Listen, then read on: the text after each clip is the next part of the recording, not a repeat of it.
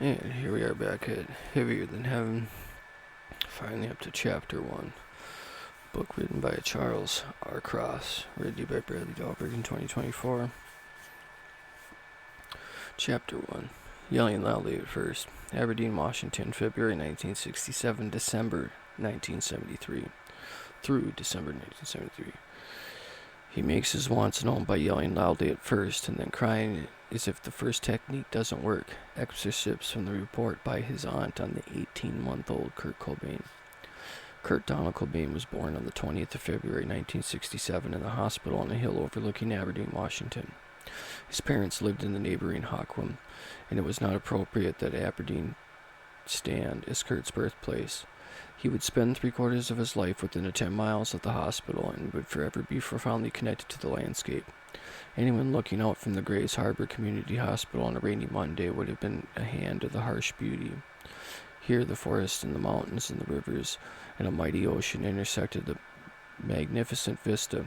Tree-covered hills surrounded by the intersection of 3 rivers, which fed into the nearby Pacific Ocean. In the center of all of it was Aberdeen, the largest city in Grays Harbor County, with a population of 19,000. Immediately to the west was the smaller Hockwim, where Kurt's parents, Don and Wendy, lived in a tiny bungalow. In the south, across the Chanhass River, in the Cosmopolis, where his mother and family in Fredenbergs were from.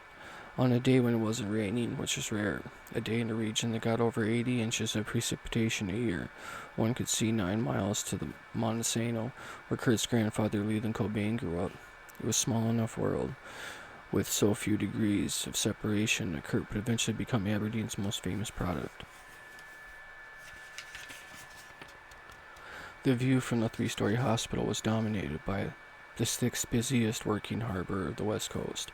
There were so many pieces of the timber floating in the Chilhas that you could imagine using them to walk across the 2-mile mouth. To the east of the Aberdeen downtown, where the merchants complained that the constant rumbling of logging trucks scared away the shoppers, it was the city at work, and at work almost entirely depending on the turning of the Douglas fir trees from the surrounding hills into commerce. Aberdeen was a home to almost 37 different lumber, pulp, shingle, or sawmills. Their smokestacks dwarfed the town's tallest buildings, which only had 7 stories, and directly down the hill from the hospital was a gigantic Roy mill smokestack, the biggest tower of which stood almost 150 feet toward the heavens, and spewed forth the unending celestial cloud of wood pulp effluence. Yet Aberdeen buzzed with emotion. At time Kurt's birth, it was an economy only slowly contracting. The county was one of the few in the state with a declining population. As the unemployed tried their luck elsewhere, the timber industry had begun to suffer the consequences of the offshore competition and overlogging. The landscape already showed marked signs of overuse. There were swaths of clear-cut forests outside the town, now simply a reminder of the early settlers who tried to cut it all. As per the title of the local history book, unemployment exacted a darker social pride in the community in the form of increasing alcoholism, domestic violence, and suicide. There were 27 taverns in 1967, and downtown core included many abandoned buildings, some of which had been brothels before they were closed in the late 50s. The city was so infamous for whorehouses that in 1952 Look magazine called it one of the hot spots in America's battle against sin. Yet the urban blight downtown and Aberdeen was spared, with a close-knit circle community where neighbors helped neighbors and parents were involved in schools and family ties remained strong, and among the diverse immigrant population, churches outnumbered taverns. It was a place like so much small-town America in the mid-60s, where kids on bikes were given the free rein in their neighborhoods, and the entire city would become Kurt's backyard as he grew up. Like many of the first births, Kurt was a celebrated arrival, both for his parents and for their larger family. He had 6 aunts and uncles on his mother's side and 2 uncles on his father's side, and he was the first grandchild for both family trees. These were large families, and when his mother went to print the birth announcements, she used up to 50 before she was through with the immediate relations. A line in the Aberdeen Daily, the world's birth columns on February 23rd, Kurt noted an arrival to the rest of the world, to Mr. and Mrs. Donald Cobain. 2030 half Aberdeen Ave in Hawkwim, February 20th at Community Hospital, son. Kurt weighed 7 pounds and 7.5 ounces at birth, and his hair and his complexion were dark. Within the 5 months, his baby hair would turn blonde, and coloring would turn fair. His father's family had French and Irish roots, and they had immigrated from the Skye Townland in the County Tyrone in Ireland. In 1875, Kurt inherited his angular chin from this side. From the Friedenbergs on his mother's side, who were German, Irish, and English, Kurt gained rosy cheeks and blonde locks. But by far the most striking feature was his remarkable azure eyes. Even the nurses in the hospital commented on their beauty. And almost every baby's born with blue eyes. A lot of people don't know that. And then the baby's eyes change color. It was in the 60s with the war raging in Vietnam, but apart from the occasional new dispatch, Aberdeen felt more like the 1950s America. The day that Kurt was born in Aberdeen Daily World contrasted the big news of Americans' victory with quagmire in the city. Local reports on the side of the timber harvest and the ads from the JCPenney where Washington's birthday sale featured a $2.48 flannel shirts. Who's Afraid of the American Virginia Woolf had received the 13 American Award nominations in Los Angeles that afternoon, but Aberdeen Drive-In was playing Girls on the Beach. Kurt was a 21-year-old father. Don worked at the Chevron station in Hawkwim as a mechanic. Don was a handsome, athletic, and with his flat-top haircut and Buddy Holly-style glasses, he had a geekiness about him. Kurt's 19-year-old mother, Wendy, in contrast, was a classic beauty who looked and dressed a bit like Marcia Brady. They had met in high school, and where Wendy had the nickname Breeze. The previous June, just weeks after high school graduation, Wendy had...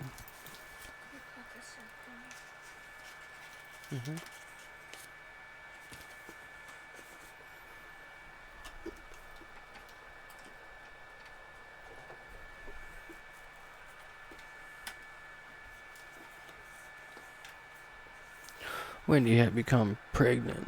Don borrowed his father's sedan and invented an excuse so the two could travel to Idaho and marry without parental consent. At the time of Kurt's birth, the young couple were living in a tiny house in the backyard of another home in Hawkwim. Don worked along the hours at the service station while Wendy took care of the baby. Kurt slept in a white wicker bassinet with a bright yellow bow top.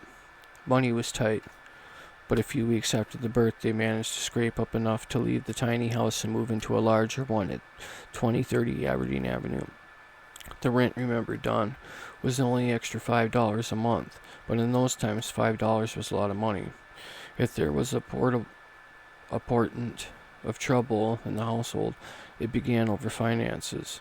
Though Don had been appointed lead man at the Chevron in early 1968, his salary was only $6,000 a year. Most of the neighbors and the friends worked in the timber industry, and the jobs were physically demanding. One study described a profession of more deadly than a war, but with the highest wages in return. The Cobains struggled to stay within a budget, yet when it came to Kurt, they made sure that he was well dressed and even sprang for professional photos. And in one series of pictures from this era, Kurt was wearing a white dress shirt, a black tie, and a gray suit, looking like a little Lord Fauntleroy. He still has his baby fat and chubby full cheeks. And another, he was matching blue vest with a suit top and had more suited to a Philip Marlowe than a year-and-a-half-old boy. In May 1968, when Kurt was 15 months old, Wendy's 14-year-old sister, Marie, wrote a paper about her nephew for her home economics class. His mother takes care of him most of the time, Marie wrote. She shows her affection by holding him and giving him praise when he deserves it, and by taking part in many of his activities. He responds to his father, and that when he sees his father, he smiles, and he likes his dad to hold him. He makes his wants known by yelling loudly at first, and then crying as his first technique doesn't work. Marie recorded that his favorite game was peekaboo. His first tooth appeared at 8 months, and his first dozen words were Coco, Mama, Dada, Ball, toast, bye-bye, hi, baby, me, love, hot dog, and kitty. Marie listed his favorite toys as a harmonica, a drum, a basketball, cars, trucks, blocks, a pounding block, a toy TV, and a telephone. Of Kurt's daily routine, she wrote, his reaction to sleep is that he cries when he is laid down to do so, and he is so interested in family that he doesn't want to leave them. His aunt concluded he is happy, a smiling baby, and his personality is developing, and it is because his attention and love he is receiving. Wendy was a mindful mother, reading books on learning and buying flashcards, aided by her brothers and sisters, making sure that Kurt got proper care. The entire extended family joined the celebration of this child, and Kurt first with his intention. I can't even put into words the joy and the life that Kurt brought into our family, remembered Marie. He was this little human being who was so bubbly, and he had charisma even as a baby. He was funny and he was bright. Kurt was smart enough that when his aunt couldn't figure out how to lower his crib, the 1.5-year-old simply did it himself. Wendy was so enamored by her son's antics that she rented a Super 8 camera and shot movies of him, an expense the family could ill afford. One of the films shows a happy, smiling little boy cutting his second-year birthday cake and looking like the center of his parents' universe. By the second Christmas, Kurt had already shown interest in music. The Friedenbergs were a musical family, and Wendy's older brother Chuck was in a band called the Beachcombers. Marie played guitar, and Uncle Delbert had a career in an Irish tenor, even appearing in the movie King of Jazz. When the Cobains visited the Cosmopolis, Kurt was fascinated by the family jam sessions. His aunts and uncles recorded him singing the Beatles' Hey Jude, Arlo Guthrie's motorcycle song, and the theme to the Monkees television show. Kurt enjoyed making up his own lyrics even as a toddler, and when he was 4, upon returning his trip from the park with Marie, he sat down at the piano and crafted a song about their adventure. We went to the park, we got candy. Went the lyrics. I was just amazed, recalled Marie. I should have plugged in the tape recorder, and it was probably his first song. Not long after he turned 2, Kurt created an imaginary friend he called Bada. His parents eventually were concerned of his attachment to his phantom pal, so when his uncle was sent to Vietnam,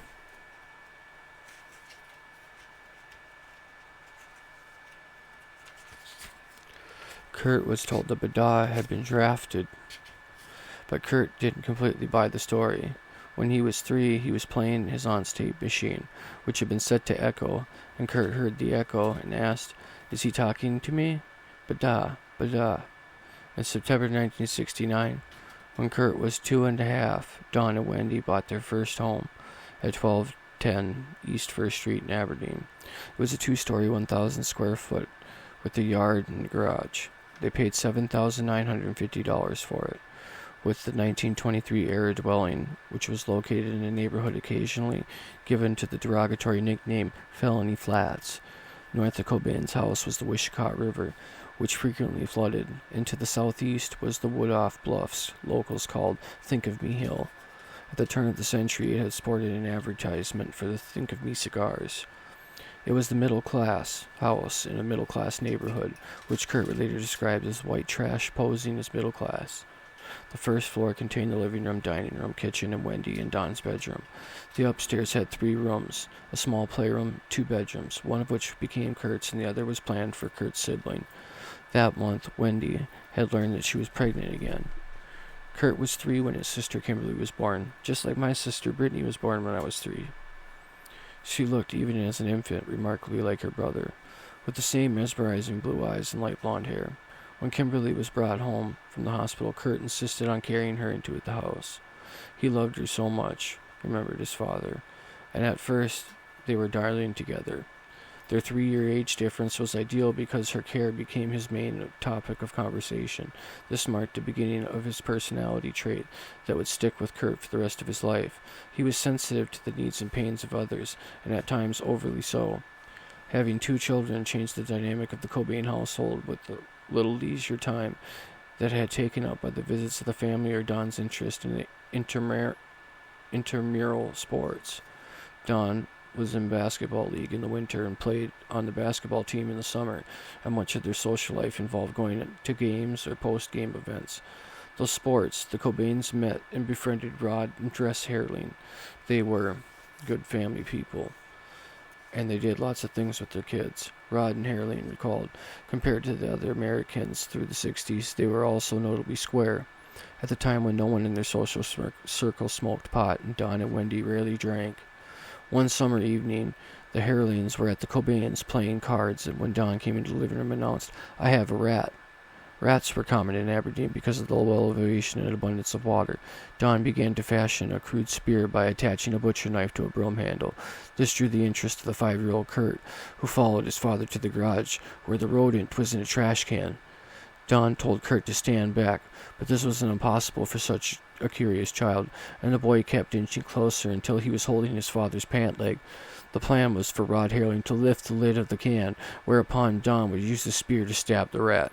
Herling lifted Don through the broomstick, but missed the rat, and the spear stuck into the floor. But as Don tried in vain to pull the broom out, the rat, at a calm, bemused pace, crawled up the broomstick and scurried over Don's shoulder and down to the ground and ran over Kurt's feet as he exited the garage. It happened in a split second, but the combination of the look on Don's face and the size of Kurt's eyes had made everybody howl with laughter. They laughed for hours over the incident, and it would become a piece of the family folklore. "Hey, do you remember the time that Dad tried to spear the rat?" No one laughed harder than Kurt, but as the 5-year-old, he laughed at everything. It was a beautiful laugh, like the sound of a baby being tickled. It was a constant refrain. In September 1972, Kurt began kindergarten at Robert Gray Elementary, 3 blocks north of his house. Wendy walked him to school the first day, and after that he was off on his own. The neighborhood around the first street became his turf. He was well known to his teachers as a precocious, inquisitive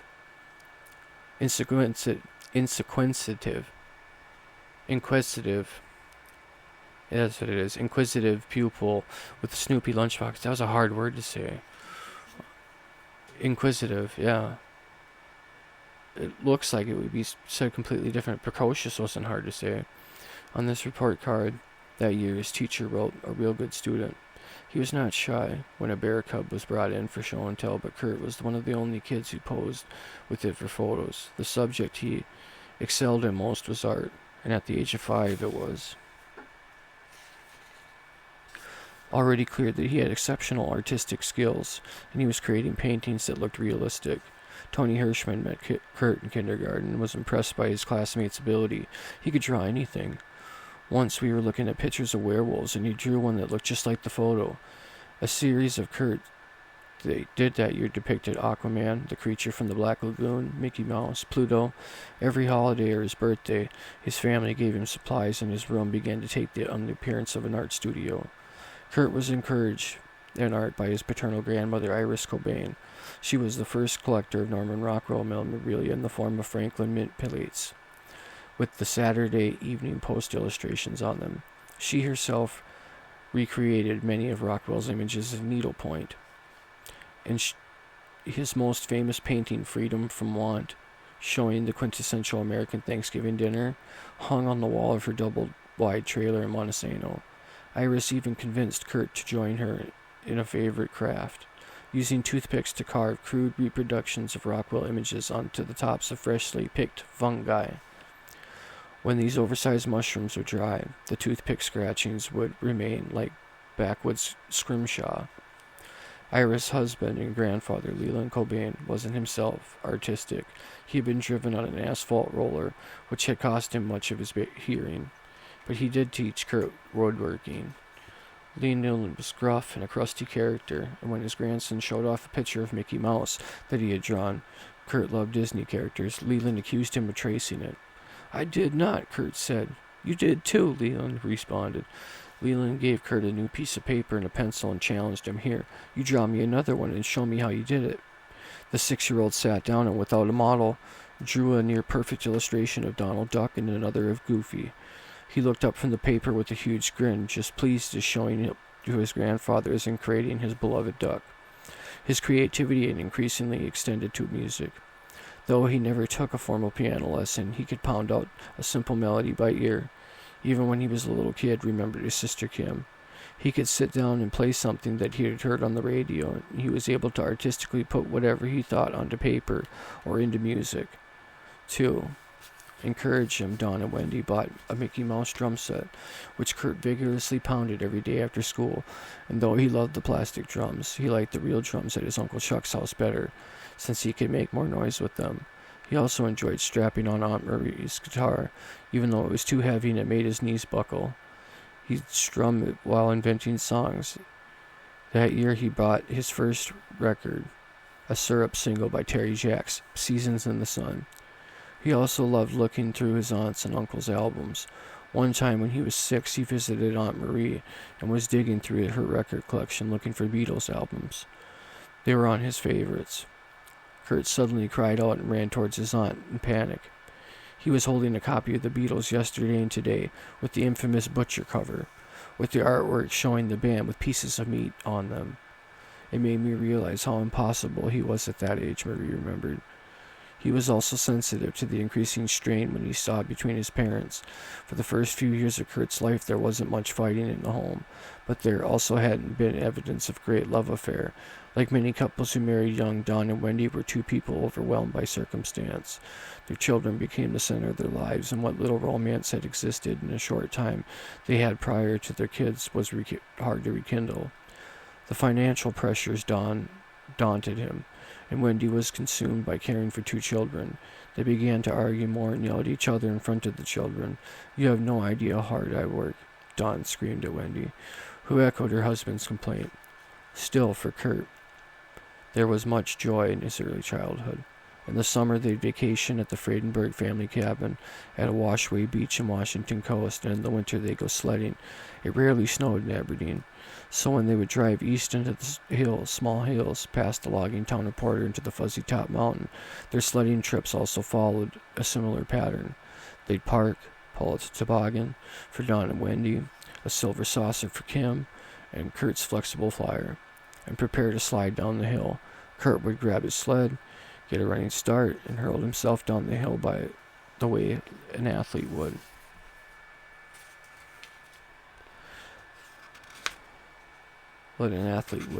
Commence the long jump. Once he reached the bottom, he would wave at his parents and the signal he had survived the trip. The rest of the family would follow, and they would walk up the hill together. They'd repeat the cycle again and again for hours until darkness fell or Kurt dropped from exhaustion. As they headed toward the car, Kurt would make a promise to return to the next weekend. Later, Kurt would recall these times as the fondest memories of his youth. When Kurt was 6, the family went down to a photo studio and sat for a formal Christmas portrait. In the photo, Wendy sits in the center of the frame with the spotlight behind her and creating a halo. She rests on an oversized wooden high-back chair wearing a long neck and this black choker. Her shoulder-length strawberry blonde hair is parted in the middle and not a single strand out of place. With her perfect posture and manner in which her wrists hang over her arms in the chair, she looks like a queen. 3-year-old Kim sits on her lap, dressed in a long white dress with black patent leather shoes. She appears as a miniature version of her mother, and she is staring directly at the camera and has the appearance of a child who might start crying at any moment. Don stands behind the chair, close enough to be in the picture, but distracted. His shoulders are slightly stooped, and he wears more of a bemused look than a legitimate smile. He is wearing a light purple long-sleeve shirt with a 4-inch collar and a gray vest. It's an outfit that one could imagine Steve Martin or Dan Aykroyd donning for their Wild and Crazy Guys skit on Saturday Night Live. He has a far-off look in his eyes, as if he's wondering just why he's been dragged down to the studio when he could be playing ball. Kurt stands off to the left in front of his father, a foot or two away from the chair. He is wearing a 2-tone striped blue pants, and with his matching vest, a fire truck red long-sleeve shirt that's a bit too big for him, and the sleeves partially covering his hands. As a true entertainer in the family, he is not the only one smiling, but he's laughing, and he looks notably happy. A little boy having fun on Saturday with his family.